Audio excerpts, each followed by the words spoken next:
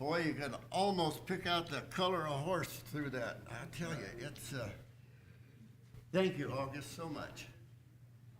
The seals, first, second, third, and fourth, that's the four horsemen. If we get through that today, I'll be surprised, but I've tried to aim that way. Maybe even the fifth seal. The seals, that's where it starts. Now notice the time, now in your chart, by the way, if you don't have one and you can't read it from where you're sitting, I won't suggest the abominable move up, but we have charts. If you want one to use here, and if you don't have one at home, take it home with you. If you do have one at home, leave it here, but you're welcome to it. And if you need one, raise your hand, and Kenneth will come pass one to you. Way in the back, one person.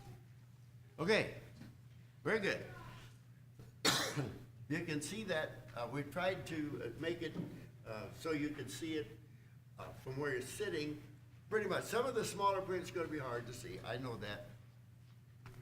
Notice that we're talking about the church as persecuted by and delivered from her enemy, political Rome. And we'll go through political Rome to the end of time and then come back and start again with papal Rome. Now, the seals, as it starts here in chapter 6, right off, chapter 6, verse 1. Note these, there's the seal, a seal, a seal, a seal. Now, the first one is just right here, and there's your period of time, 96 to 180 AD. And then the second, third, and fourth seals come off rather rapidly, and they're all right here in a much briefer span of time. The period of time, of course, 100, 2, 3, 4, 5, and so on up the line in years. But here, in the first one, we'll start with, that's when the book was written, when Christ revealed it to us, 96 AD, and that goes on through 180, as we said. Now, as we look at these seals, it's always good to open your Bible and read it. Then I saw when the Lamb broke one of the 7 seals, and I heard one of the 4 living creatures saying as with a voice of thunder, "Come." Now, the voice of this living creature, powerful, because what he had to show was a powerful thing, an important thing. And it would be for John to pay very close attention, write about it as he's been told, and tell about this. This first seal was right then and happening, and it would happen for decades. I looked, and behold, a white horse. There's a white horse, a red horse, a black horse, a pale horse. And that's the first 4 seals. The white horse, what does white mean? And we'll get into that. And he who sat on it had a bow and a crown. A crown was given to him, and he went out conquering and to conquer. So with this first seal, there's the white horse. First of all, a horse. With the idea of a horse, horses were always war, military. A camel, a donkey, anything other than a horse that was a domesticated beast of burden was always domesticated beast of burden, household, if you prefer, for them to use. Horses always military, so we have the 4 horsemen. So all of this, to start with, there's an important thing to remember. We're talking about some military action or some sort of involvement. Now, the white horse. White is victory. White is Boy, we come into town on a white horse. When they were allowed back into Rome, especially on a white horse, they had a great victory somewhere the general had, and the army, and they would really live it up with a white horse. Now, I'll get all my stuff open here.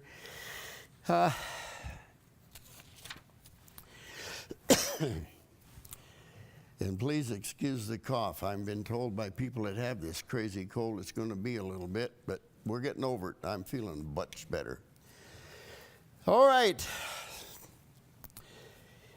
Victory. Oh, and white. White was prosperity. White was a good thing. Now, for decades and decades, almost you could say centuries, Rome has pretty much had its way. During the period of this white horse, and even before, Rome had been expanding and gaining, and now during this period of time, they were as extant as they ever would be in their empire. Things were good. Things were plentiful. There was peace. People were happy, generally. Are people ever happy? Generally? Yeah. This was Rome's golden era. This was the best that it would be. Now, I want to always relate this back to the church. That's what this is really about. So during this period of time when things were going so well, that helped the church get started, get a foundation, get spread, and get out and amongst people.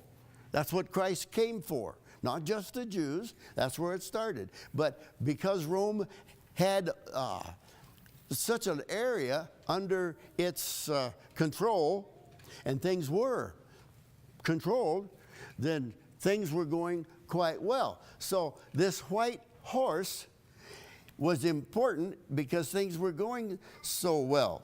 Now, this armed warrior, right there in, what is it, verse 4? No, excuse me, verse 2. A white horse, he who sat on it had a bow. That's a weapon. And a crown was given to him. So he had a bow, but there's an odd thing about that bow. And I want to express just a few things about history that point out, well, unless you really looked at this and were aware of history, you wouldn't know that this was true. But the Bible says it, and what it does for us, it tells us, oh, if this even a detail is so true, well, I can trust what it's telling me. I can know this. This is a fact, and what's going on here. Now, there was a bow. Now, the first, Caesars, emperors. The first 12 emperors were all Italian. I was corrected once. Don't say Italian. They're not Italians. They're Italians. I'm sorry. Mrs. Franchini, I'm sorry. Italian. 12 of them.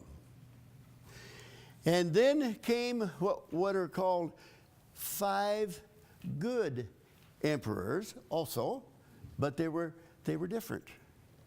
They were Greek, and they were from the island of Crete. It seems kind of odd, but that's as it was. Now, why do I say this?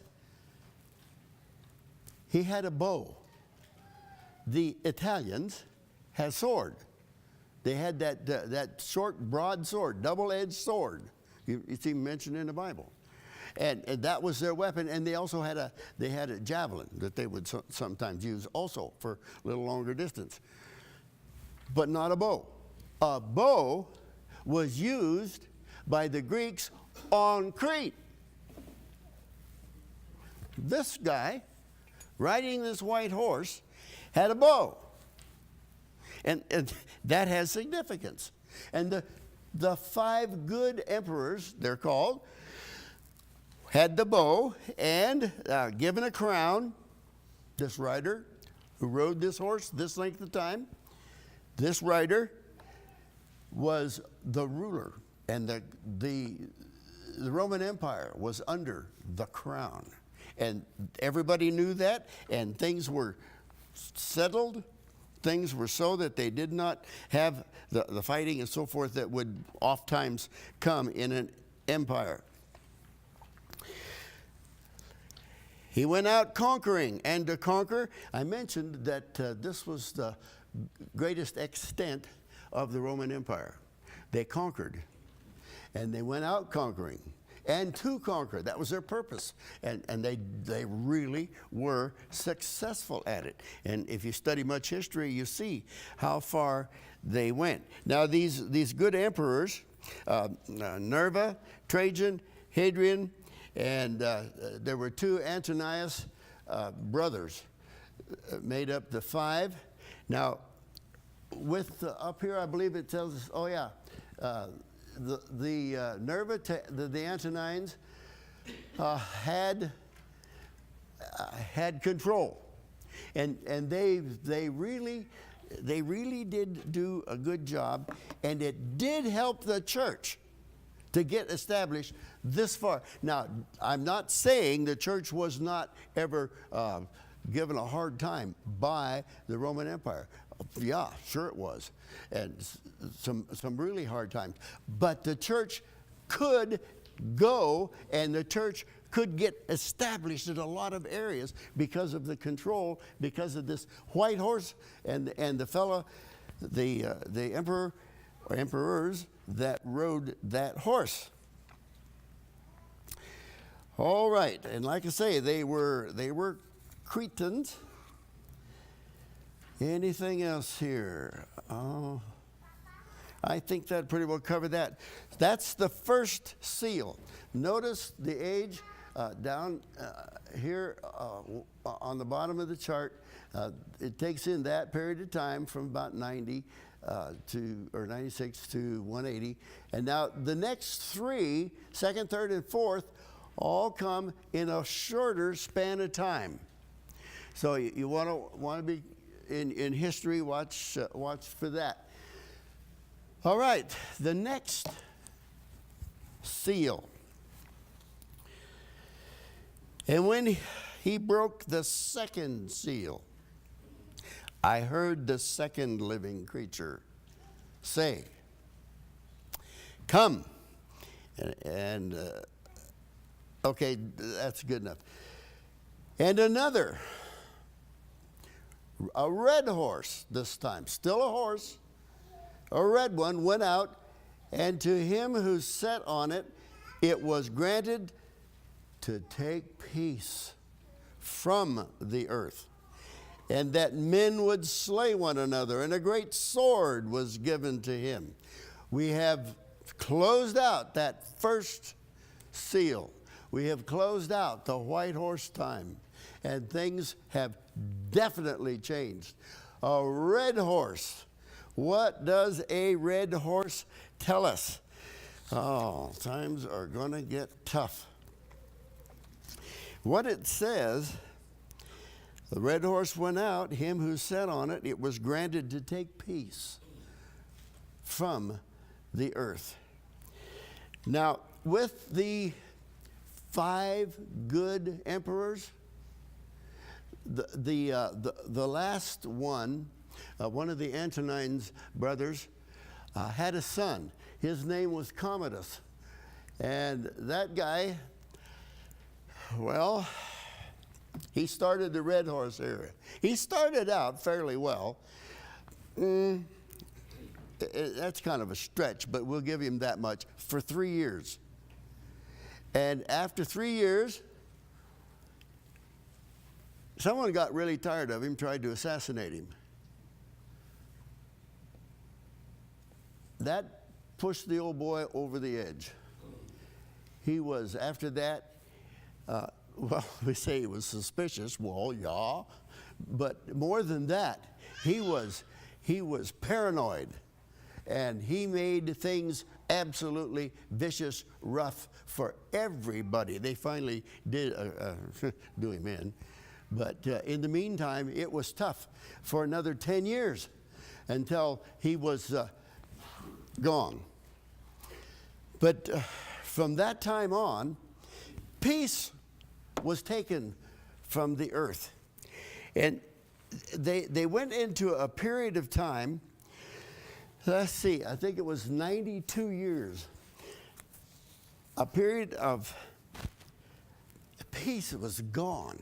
Now they went from everything being so good, they got in some terrible leaders, terrible leaders. And did someone control? No, that was lost. It got down to where the Praetorian guards who tried to protect the emperor, that was their job. And they were to see to it and uphold the government, as it were, and make things go. They got disillusioned to the point that they sold the emperorship, highest bidder. And a guy came in and offered them, we'll say $1 million per soldier to back him. And they said, okay, we'll do it. And so they sold it. For 92 years, they had that kind of thing going on. There were a couple of the emperors, lasted a day.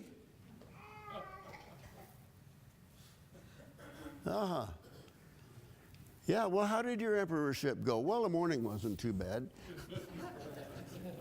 Kind of like around here. Well, when's spring? Well, it came on a Tuesday last year. It's short. But now, let's see. There were during this 92-year period, there were 32 emperors. Well, you said that's not too bad. Well, also figure into that 27, we'll call them pretenders. They pretended to be emperors. They pretended it, and they thought they were, but nobody else did. And that's tough. One other phrase in here, you look at it and you shake your head and say, oh no. It was granted that peace, to take peace from the earth, and here's the phrase, and that men would slay one another. They had civil war within the Roman Empire. It had gone from its glory years to they were killing each other. An army would clash against another army, Roman, both, and yet they would fight each other. Within a city, people would have different views, and they would take sides, and they would fight each other. Civil war. Men were slaying one another. So this second thing, it was absolutely, it was a terrible, terrible thing. Let's see.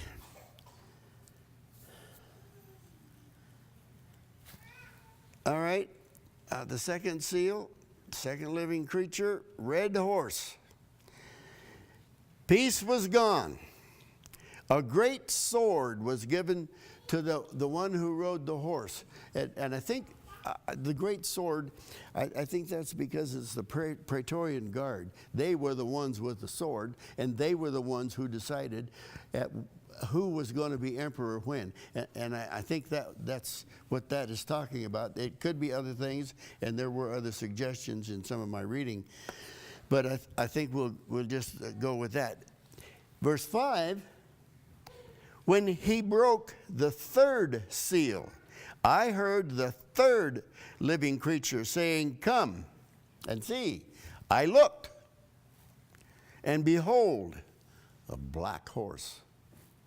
And he who sat on it had a pair of scales in his hand. And I heard something like a voice in the center of the four living creatures saying, a quart of wheat for a denarius, and 3 quarts of barley for a denarius, and do not damage the oil and wine. You had a glory time. You had a time, 92 years of no peace, strife, civil war. How busy are the farmers going to be? How much is going to be going on in commerce? Things were gone. Times are now tough, really tough. And this black horse, the guy riding the black horse has a scale. That's talking about finances. That's talking about what people can actually afford, be it whatever is a commodity at the time. And then he talks about a quart of wheat is a day's wage. It's that valuable. When it gets right down tough to it, people want to eat. People have to eat. And that's what he's talking about. Times are tough. And don't harm the oil and wine. I think he's saying there, it was either unavailable or only certain very few could afford it. So it was, things were like that. And even the essentials were, whoa, this is, folks, times are really, really tough here. The nation itself was hungry, and because they had been fighting, they hadn't been planting crops. And so that's just what happened. Now, there was an emperor into that, let me see, Caracalla. That guy, he decided, you know, I'll turn it around. I'll help out here. And of course, he had a plan. He went through the empire, and anyone who was, they were called a free person. They weren't really citizens. They were there. So I'll get them on my side. I'll make them Roman citizens. You become a citizen of Rome, Roman Empire, and you will have special privileges. Remember when Paul was in prison and they were going to beat on him, and he said, I'm a Roman citizen. And they, don't touch him, don't touch him. We'll get in trouble. Well, so Caracalla offered Roman citizenship to all these people, and they took him up on it. He got that all settled, and then the other shoe fell. Along with privileges come responsibilities. And folks, your responsibility is Roman citizens have a higher tax levied on them. And a nation that was struggling, an empire that was struggling, suddenly found themselves taxed to death. That was Caracalla's way to take care of the problem. That's the third horse. And oh man, this black horse was tough. The economy was out of balance. Things were so bad. So now we get down to the fourth horse, fourth seal. And when the Lamb broke the fourth seal, I heard the voice of the fourth living creature saying, come. I looked, and behold, an ashen horse, and there's different ways to say that, a pale horse or a sickly pale horse, an ashen horse, and he who sat on it had the name Death. And Hades was following him, with him. Authority was given to them over a fourth of the earth to kill with the sword, with famine, and with pestilence, and with wild beasts of the earth. The ashen horse still were tied into military action, military control, military problems, and so on. This ashen horse, Death, he had a name, Death. Now, when I first started looking at these horses and he who rode on them, I had one of my commentaries that I thought was, the guy's good and reliable. See what he said. Who's this horse rider? And he said that was Christ. Yeah, that was my response. And I must have not, I left out a not or something in here. And so I looked up a couple of others, and they too said, yeah, this is Christ. Well, I mean, look at the white horse and victory and all of that and good and stuff and so on. White horse. Well, I read through the whole thing, and you get down to, and I was, keep an open mind here for a little bit anyway, before you've finally decided these guys are wackos. Figure it. So I looked, and I got down to this fourth horse, and the guy riding it's named Death. I don't think that's Christ. Well, then can we switch from rider to rider? Well, kind of, but no, I'm sorry. So, folks, if you're looking at this in any way and you see these horses, no, they all had riders, but I haven't explained them as Christ, and I didn't mean to, and I'm not going to, because I can't fit that in there, especially when I get down now to the fourth seal, the pale horse, and the guy who rode it was named Death, and the grave, Hades, was following him. No. Death. And then, what did Christ say about himself? I am come that you might have life. And that you might have it more abundantly. Not that, and I'm come that you might have death and hell is following me. No. Okay. So we have the fourth seal, the ashen horse, the rider's death, and Hades, the grave, is going right along with him. People are going to die. Oh, yeah, people were going to die. We're still talking empire-wide. People are going to die. I looked into some old just history books. One that I'll be reading from in the future here, Gibbons, the decline and fall of the Roman Empire. The man gave 200 pages to this, and the next seal. Oh my, there's so much. Rome is on a downhill. I mean, they're almost in free fall. Well, 92 years of civil war and no peace, and now the terrible problems they're having with just feeding the populace, and now we get down to people are dying. So with this this fourth seal,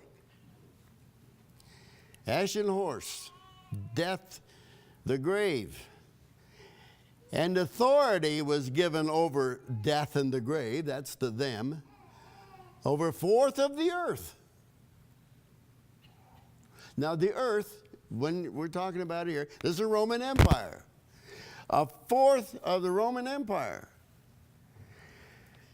To kill with the sword.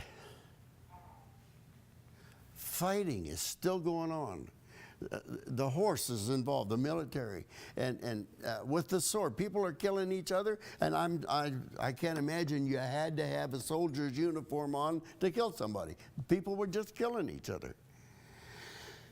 And there was also, they were dying because of the famine. That's the second way. The third way, with pestilence or disease. When people have a terrible diet, or not hardly a diet at all, and they can't take time to tend to themselves physically, disease. Disease. The first thing when a disaster happens, cholera. And it's a terrible thing. So, with pestilence. And the fourth way, you see what it says? Wild beasts of the earth. Hey, I can take care of myself. I mean, I could scare off most things. Of course, most things is fine, but it only takes one thing you can't scare off and you're in trouble. Beasts of the earth. Well, why is that a big thing?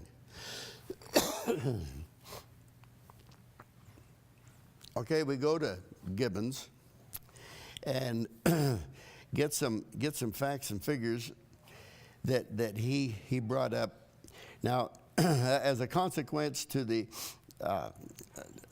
long and general famine and the war and so forth, between the years of 250 and 265, he said, 5,000 people died in Rome. Just Rome. Every day. Every day.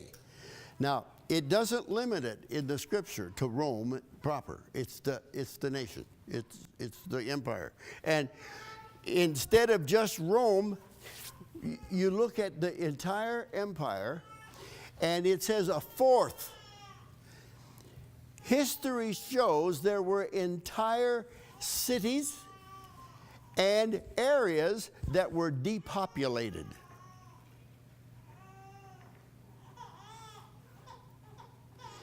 So basically, if there was anybody there, they couldn't defend themselves against the wild beasts. They took over.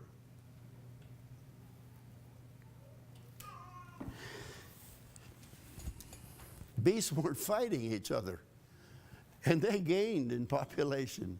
People were killing each other, and they lost. So the fourth seal, the ashen horse. Authority was given over death and the grave, over a fourth of the earth, to kill with the sword, with famine, with pestilence, and with the wild beasts of the earth.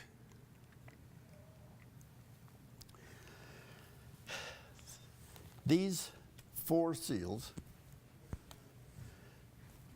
well, the first one starts in 96, but the second, third, and fourth happen rather quickly. Now, on your charts, notice very carefully, they'll bring these three like together, and then there's a little line that's going to the year. There were so many things that author of this chart put in that he couldn't all cram them all, so he had to kind of gather them up and run the time back. So the fifth and the sixth seal don't happen right under where they're gathered, but where they're pointed together. So watch that on your chart, and you see the next one, the seventh seal, goes way out here, and of course, where does it end? I had somebody ask me this morning, are we going to go through the seven seals? Well, maybe by July. Really, because the seventh seal takes in 7 trumpets. And those go on for a bit too. So just hang in there with me. It's the way that I'm. If it seems to sometimes the years get a little crossed or they don't just follow smoothly, I'm following the way the scriptures wrote it down. And if it's not exactly chronological, that's fine. God had a reason for putting it that way. So I'm teaching it that way. And we'll just follow chronologically in this. So here we have the first 4 seals, and we've gone through the year what's it, 268 or 284 even, that far along. And then, Lord willing, and I don't have a cold, next Lord's Day, we'll do the 5th seal, and we'll get into the 6th seal, and we'll see.